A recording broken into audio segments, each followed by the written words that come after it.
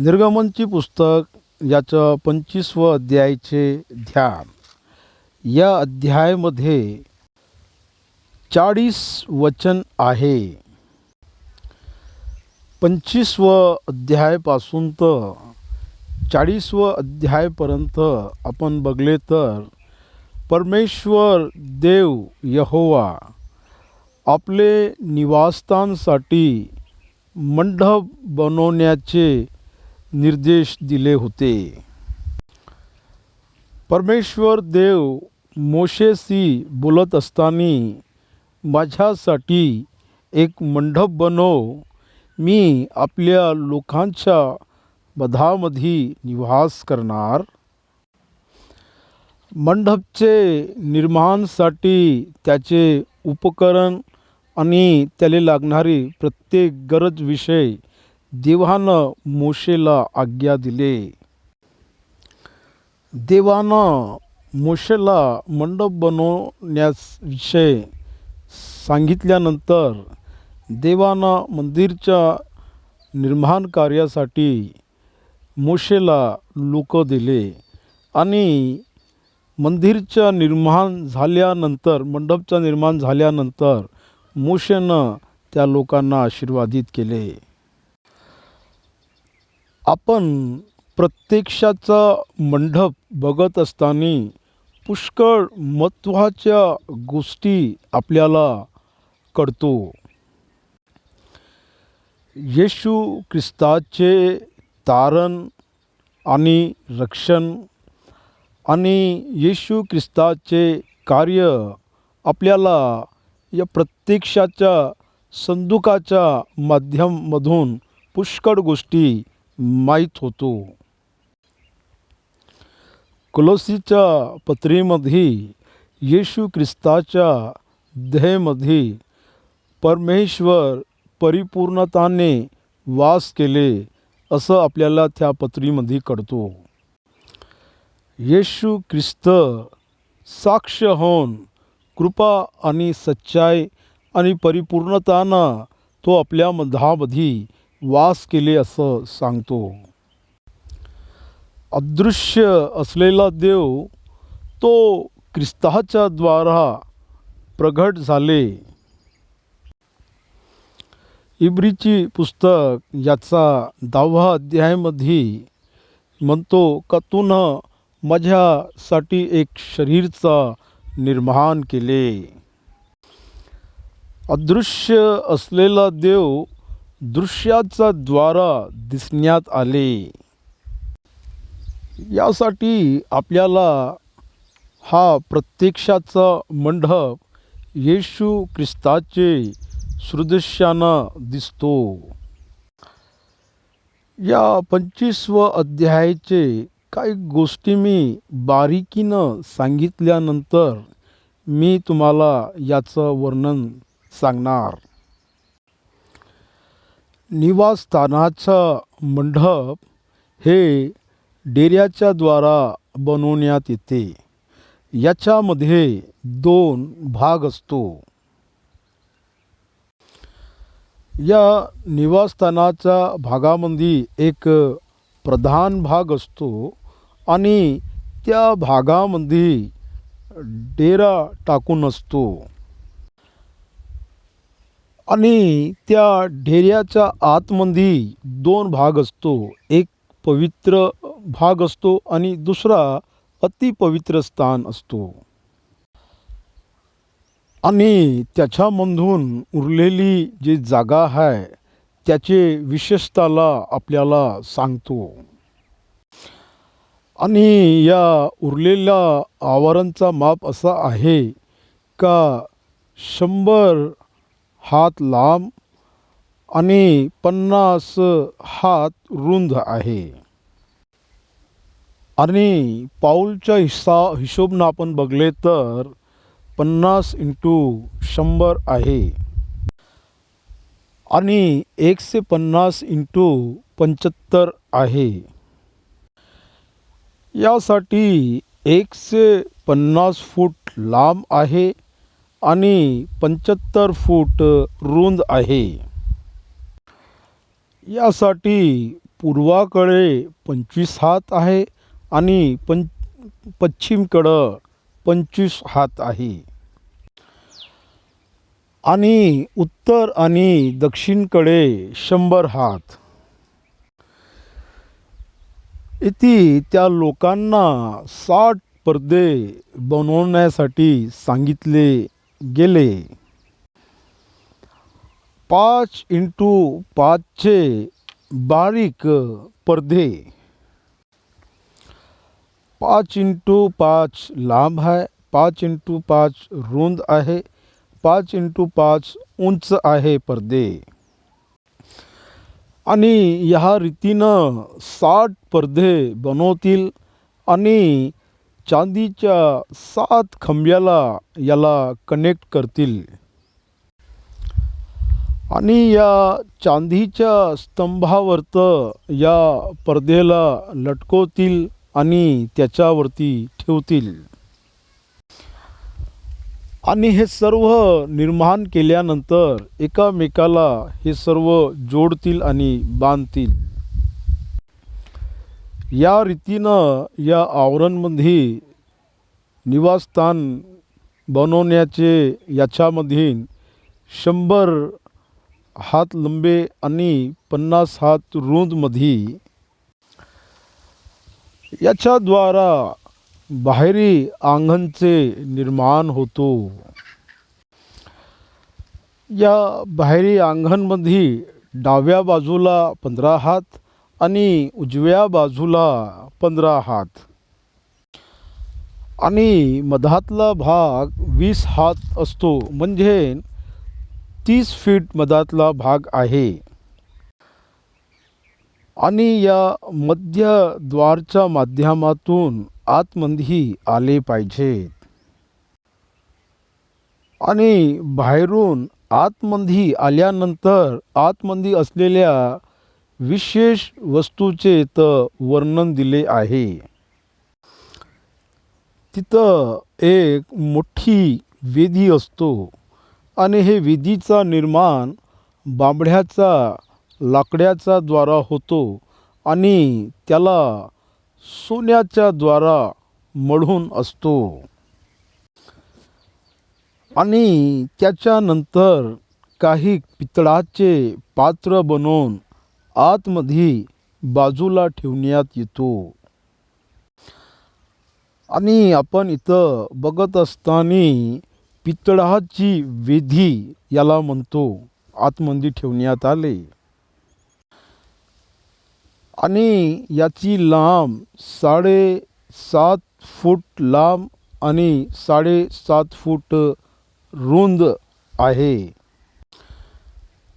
आणि 4.5 फूट उंच असतो आणि चारी भागामध्ये याला सिंग असतो. आणि याचा निर्माण पितळाच्या द्वारा होतो आणि याला आपण पितळाचे न्याय पण म्हणतो. आणि त्याच्यानंतर पितळाचे पात्र बनवतो आणि त्याच्यामध्ये पाणी असतो आणि ते पितळाच्या मेजवर ठेवतो. आणि हे दोन्ही वस्तू आवरणमध्ये ठेवणारे वस्तू आहे. याच्यानंतर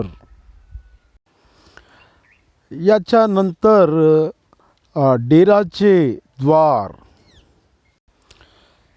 याच्यानंतर डेऱ्याच्या द्वारमधून आपण आतमध्ये आले तर तिथं पवित्र स्थान असतो. त्याच्यानंतर मेज असतो आणि दिवीट असतो आणि त्या दिवीटला 7 प्रकारचे कोम असतो आणि त्याच्यावरत दिवीट असतो. आणि या दिवीटला विशेष प्रकारच्या सोन्याच्या माध्यमातून बनवतो आणि तसेच विशेष प्रकारचे धूपदानचे सुगंधित द्रव्य असतो. याला पण बांबड्याचा लाकडानं बनवून त्याला सोन्यानं मढतो. त्याच्यानंतर मेज असतो आणि मेजवरत खामीरच्या भाकऱ्या असतो आणि तसेच त्याच्यावरतं द्राक्षरस असतो. त्याच्यानंतर त्या डेऱ्यामध्ये दोन भाग असतो आणि दोन भागामधून एक पवित्र स्थान असतो आणि दुसरं अतिपवित्र स्थान असतो. आणि या दोन भागाला वेगळे वेगळे करायसाठी एक मधामध्ये फार जाड पडदा असतो आणि त्या जाड पडद्यामधून एक द्वार असतो आणि त्या द्वारच्या माध्यमातून वर्षातून एकदा महायाजक रक्तेला घेऊन इस्राईल लोकांच्या पापांच्या प्रायचित्तासाठी तो प्रवेश करतो. आणि त्याच्या आतमध्ये गेल्यानंतर तिथं बांबड्याचा लाकडाचे संदूक असतो आणि हे संदूक बांबड्याचा लाकडाचा असतो. आणि त्या बांबड्याच्या लाकडाला वरून सोन्यानं मढून असतो. आणि या संदूकामध्ये ठेवलेले 3 वस्तू असतो. त्याच्यामधून आरोनची छडी, त्याच्यानंतर मन्ना ठेवायचे सोन्याचे पात्र, देवानं मोशेला दिलेले 10 आज्ञा दगडावर लिहून दिलेले पाट्या दोन्ही त्याच्यामध्ये असतो. आणि संदूकच्या वर सोन्याचे 2 कुरूब असतो, ते पण सोन्यानं बनवलेले असतो. आणि कुरुबाचे तोंड दोन्ही एकामेकाच्या समोर असतो आणि असं वाटतो का ते एकच आहे. आणि त्या दोन्ही कुरुबाच्या मधामधून देवाचे दया न्याय आसन असतो आणि तो अदृश्य परमेश्वर तो आपल्या सिंहासनमधून तो लोकांशी बोलतो. याच रीतीनं देव करुणाच्या सिंहासनवरून लोकांसोबत तो बोलतो. असे बोलत असताना महायाजक आतमध्ये जात असतो. 45 डेरेचे लांब होतो आणि 15 पाऊल रुंद आणि 15 पाऊल उंच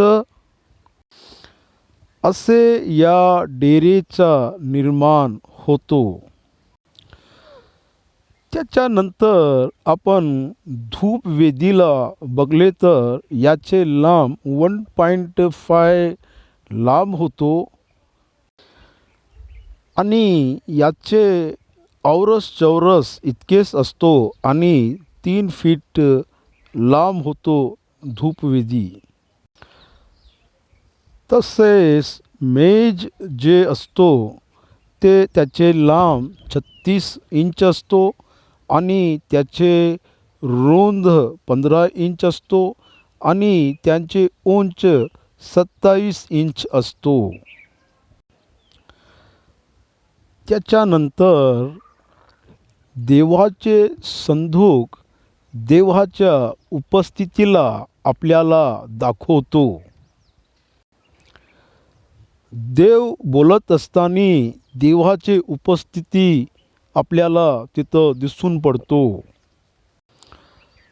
तसेच संदूकचे लांब 45 इंच लांब असतो आणि रुंद 27 इंच असतो आणि तसेच त्याचे उंच पण 27 इंच असतो आणि त्याच्यावरतं निर्माण केलेले कुरूबचे उंच 45 इंच लांब असतो आणि त्याची रुंद 27 इंच असतो. या रीतीनं बनवलेले विशेष प्रकारचे डेरे आपल्याला काय सांगतो? आपल्याला रक्षणला दाखवतो. आणि बाहेर असलेले द्वार आपल्याला येशू ख्रिस्ताला दाखवतो. योहान शुभवर्तमान याचे 14वा अध्यायामध्ये आपल्याला काय सांगतो का येशू ख्रिस्तच द्वार आहे आणि स्वर्गाचे द्वार फक्त येशू ख्रिस्तच आहे.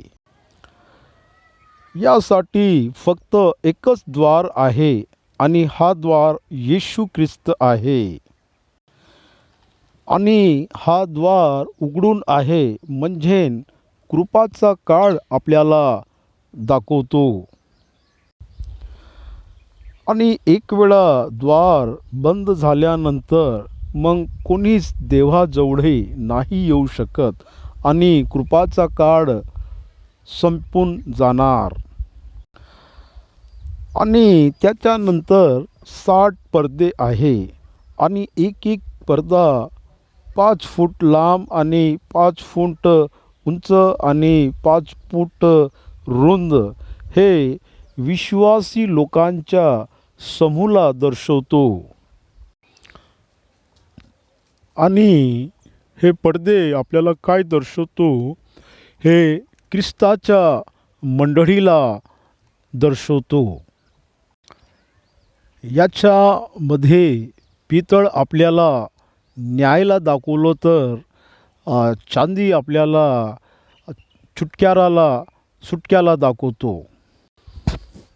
सुटका आणि न्याय हे दोन्ही आपल्याला वधस्तंभाला दाखवतो. याच्यामध्ये वापरलेले पतळे सूत आपल्याला प्रभूच्या आपल्याला पवित्रताला दाखवतो. याच्यामध्ये निळा रंग, लाल रंग, जांभळा रंग आणि पांढरा रंग याच्या द्वारा स्पर्धेचा निर्माण केले. पांढरा रंग नीती, न्याय आणि शुद्धताला आपल्याला दाखवतो. जांभळा कलर त्याचे राज्य आणि त्याचे परिपालनला दाखवतो आणि लाल कलर त्याचे रक्त आणि त्याचे तारणला दाखवतो. निळा रंग आकाशाला दाखवतो आणि स्वर्गाच्या राज्याला दाखवतो. आणि याच्यानंतर वेदी येतो आणि वेदीवरत बली अर्पण केल्याशिवाय कोणीच प्रभूजवळ नाही येऊ शकत.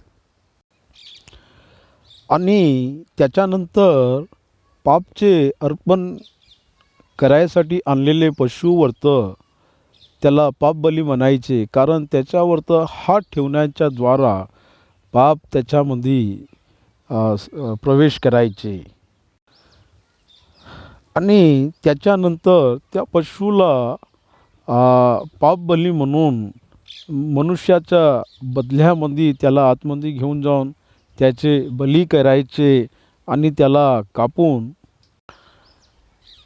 आणि याला पापाच्या बदलेमध्ये बली करायचे. याच्यासाठी स्मरण म्हणजे ते लोक करायचे. त्याच्यानंतर पात्रामध्ये याजक लोक आपले हात आणि पाय धुवायचे म्हणजे स्वतःला शुद्ध करायचे आणि शुद्धीबिना कोणालाच देवाजवळ जायचे अनुमती नव्हते. आपण पण आपल्या हृदयाला शुद्ध करून देवापाशी गेले पाहिजे. त्याच्यानंतर आतमध्ये जात असताना तिथं दिवीट असतो आणि तिथं प्रकाश असतो. आणि पवित्र स्थानमध्ये फक्त हेच प्रकाशचे आधार होते आणि याच्याद्वाराच तिथं प्रकाश होते.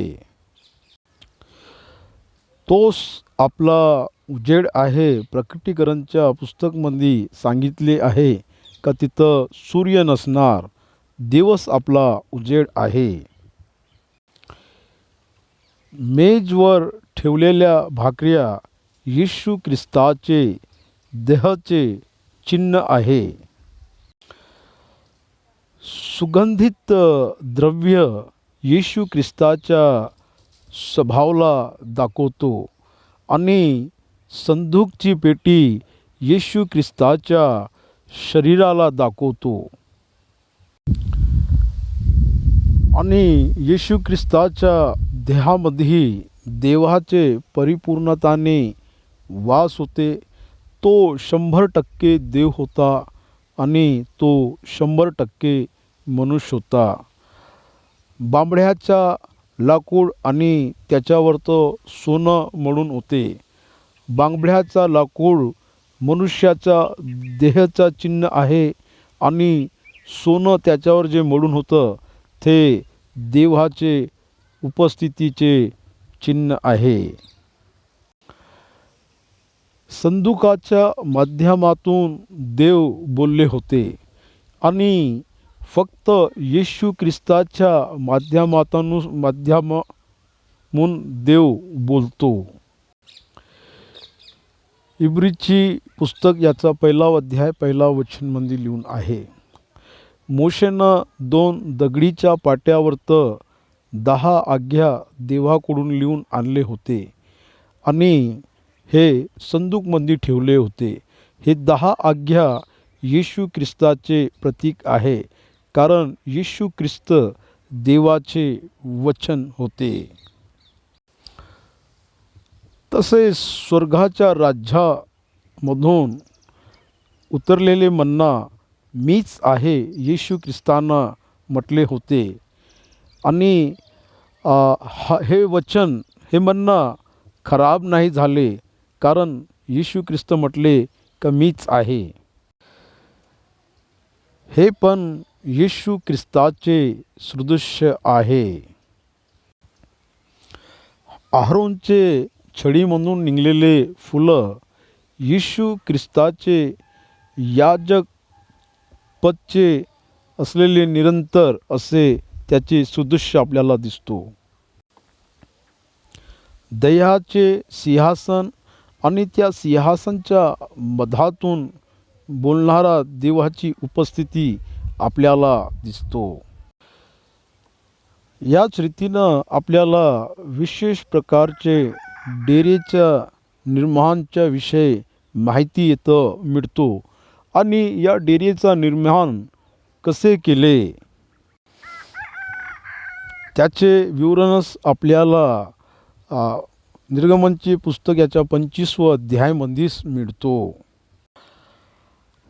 आपण 1 वचनपासून तर 9 वचनच्या भागेमध्ये पाहतो का मला विशेष प्रकारचे अर्पण घेऊन ये. त्याच्यामधून आपण 15 वस्तूची माहिती आपल्याला या भागेमध्ये मिळते.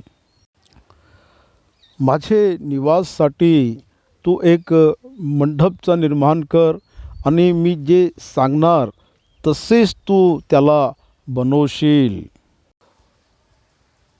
डोंगरवरत जे नमुना मी तुला दिले आहे त्याच्या अनुसार बनवण्यासाठी तू सतर्क राहशील.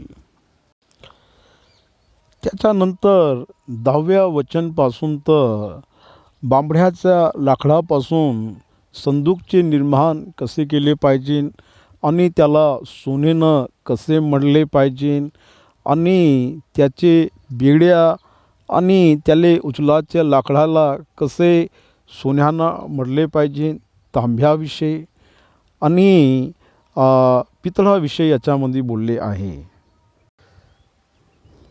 त्याच्यानंतर त्याचे दया आसन आणि त्याचे शासन आणि त्याच्या उपस्थितीविषयी 16 वचनपासून सांगण्यात आले आहे. असे आपल्याला 22 वचनपर्यंत दिसते आणि 23 वचनपासून बांबड्याच्या लाकडाच्या द्वारा मेज बनवायचे याच्या विषयीमध्ये आपण बघतो आणि 24 वचनपासून तर 40 वचनपर्यंत आपण बघतो का एकासमध्ये 7 दिवीडचे कसे निर्माण करायचे याच्या विषयीमध्ये आपण इथं बघतो. आणि संदूकच्या निर्माण करत असताना आपण अद्भुत रीतीनं बघतो का सोनं 530 तोडे आणि चांदी त्या लोकांना एकत्रित केले. चांदी 1230 तोड्याचा उपयोग या कार्यामध्ये त्या लोकांना केले. मोशेनं इस्रायली लोकांना आज्ञा दिले का जिवंत असणारे प्रत्येक व्यक्तीच्या म्हणजे कुटुंबाच्या अनुसार अर्ध तोडे चांदी दिले पाहिजे. तर याच्यामध्ये 4,1230 तोडे चांदी एकत्र झाले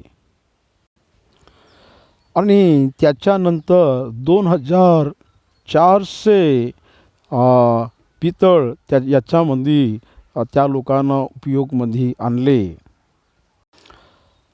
आता आपण 25व्या अध्यायाचे पहिल्या वचनपासून वाचून त्याचं ध्यान करू. त्याचा स्वर्गाचा राज्य कसे असतो ते सांगायसाठी हे एक नमुना आहे. जसे स्वर्गाच्या राज्यामध्ये देवाची उपस्थितीचे प्रगटीकरण होतो तसेच त्यानं दिलेले मंडपाच्या नमुन्यामध्ये त्याची उपस्थिती आणि त्याचे प्रगटीकरण असतो. याच्यामध्ये असलेले सर्व उपकरण दैवीय संबंधित आहे. मी सांगल्याप्रमाणे तू मंडपाचे आणि मंदिराचे आणि त्याचे उपकरणचे निर्माण कर. मीनं सांगलेले 3 प्रकारनं जे नमुने मीनं दिले आहे त्याच्या अनुसार तू करशील. आणि याच्यामध्ये प्रत्येक वस्तूसाठी देवानं माप दिलं आहे. लंबाई चौडाई सर्वच गोष्टीसाठी लागलेली वस्तूविषयी देवानं सांगितले आणि त्याला कसे तयार करायचे त्याची पद्धत पण देवानं सांगितले. आपण आता 10 वचनमध्ये बघू. बांबडीचा लाकडाचा एक कोश बनव. त्याची लांबी 2.5 हात, रुंदी 1.5 हात व उंची 1.5 हात असावी. तो आतून बाहेरून शुद्ध सोन्याचे मडवाव आणि कोशवर सुशोभित सोन्याचा कंगोरा करावा आणि त्याची 4 पायास लावण्यासाठी सोन्याचे 4 कड्या ओतून एक बाजूस 2 दुसऱ्या बाजूस 2 अशा लावावे. बांबड्याच्या लाकडाच्या द्वारा संदूक बनवले आणि त्याला सोन्यानं आतमधून मढले. बघायला ते आपल्याला सोन्यासारखे वाटते पण आतमध्ये बांबड्याचं लाकूड पण आहे. हे गोष्टी येशू ख्रिस्ताला परफेक्ट मॅच होतो. तो 100% मनुष्य होता आणि तो 100% देव पण होता. त्याच्या शरीरामध्ये देवाची परिपूर्ण वास होते असे आपल्याला कुलस्योची पत्री सांगतो. आणि बांबड्याचा लाकडाचे दंडे करून तोही सोन्याचे मळावे. तो कोश उचलण्यासाठी हे दांडे त्याचे दोन्ही बाजूच्या कड्यात घालावे. हे दांडे कोशाच्या काढ्यात राहावे, त्यातून ते काढू नाहीत. आणि देवानं त्या संदूकमध्ये ठेवायसाठी 3 वस्तूला सांगितले. त्यातून आणि जो आज्ञापट मी तुला देईन तो त्या संदूकमध्ये ठेवाव. आणि शुद्ध सोन्याचे एक दयासन बनवावे. त्याची लांबी 2.5 हात व रुंदी 1.5 हात असावी. आणि सोने घडवून 2 कुरूप कर. दया आसनचे दोन्ही बाजूस ते कर. एक करूप एक बाजूस व दुसरा करूप दुसऱ्या बाजूस करावे. हे करूप दयासनाची अखंडात ठेवून 2 बाजूस करावे. त्या कुरुबांचे पंख असे पसरले असावे की त्यांनी ते दयाआसन झाकावे आणि त्याचे मुख समोर असून त्याची दृष्टी दयाआसनकडे लागलेली असावी. बघा, इथं 2 कुरुबाचा मधामध्ये खाली स्थान आहे आणि तेच दया आसन आहे. म्हणजे तिथं देवाचे सिंहासन असतो आणि देव तिथूनच बोलतो आणि ते इनविजिबल आहे, कुणालाच नाही दिसत. त्या 2 कुरुबाच्या मधामधून दया आसनमधून देव बोलत असताना दया आसन कुशावर लावावे आणि जो आज्ञापट मी तुला देईन तो त्या कुशात ठेवावा. तिथं तुला मी भेट देत जाईन आणि इस्रायल लोकांसाठी जे काही गोष्टी संबंधानं मी तुला आज्ञा देणार आहे त्या संबंध सर्व विषय मी दया आसनवरून आणि त्या आज्ञापाठाच्या कुशावर असलेले दोन्ही कुरुबामधून तुझ्याशी बोलत जाईन. तसेच बांबड्याच्या लाकडाच्या एक मेज बनवून त्याची लांबी 2 हात, रुंदी 1 हात व उंची 1.5 हात असावी. ते शुद्ध सोन्याचे मढवून त्याचे सभोवर सोन्याचा कंगहारा करावा आणि त्याच्यासाठी 4 बोटे रुंदीचा एक पाड करून तिच्या समोर सोन्याचा वंगोरा करावा. सोन्याचे 4 कडे करून त्याचे 4 पायावर 4 कोप्याला लावावे. हा कड्या पाडीच्या लागात असावे. मेज उचलण्यासाठी त्यात दंडे घालावे. हे मेज उचलण्याचे दंडे बांबडीचे लाकडाचे करून सोन्याने मढावे आणि त्यावरची तपके, धूपटाणी, सुराय आणि पेपरण्याचे प्याले ही सर्व शुद्ध सोन्याची करावी आणि मेजवर माझ्यापुढे समर्पित केलेले भाकर नित्य ठेवावी. आणि या सर्व गोष्टीचे मेंटेनन्स दशवांशच्या माध्यमातून करण्यात आले. यासाठी देवानं म्हटले का सर्व दशवांश माझ्या मंदिरामध्ये घेऊन या. कारण देवानं दशवांशच्या माध्यमातून याजक लोकांचे कुटुंबाचे पालनपोषण केले. आणि शुद्ध सोन्याचा एक दीपवृक्ष बनवाव. हा दीपवृक्ष त्याची बैठक व त्याचे दांड, त्याचे वाट्या, त्याची बोंडे व त्याची फुले हे सर्व सोन्याचे एकच अखंडात तुकड्याची घडवावी. या दीपवृक्षाचे 6 शाखा असावा. त्याचे एक बाजूस 3 शाखा व दुसऱ्या बाजूस 3 शाखा असावे. एक बाजूच्या प्रत्येक शाखेला बदामच्या फुलासारखे 3 वाट्या, बोंड फूल 6 असावे आणि दुसऱ्या बाजूच्या त्याच्या जोडीच्या प्रत्येक शाखेला बदामच्या फुलासारखे 3 वाट्या, बोंड फूल 6 असावा.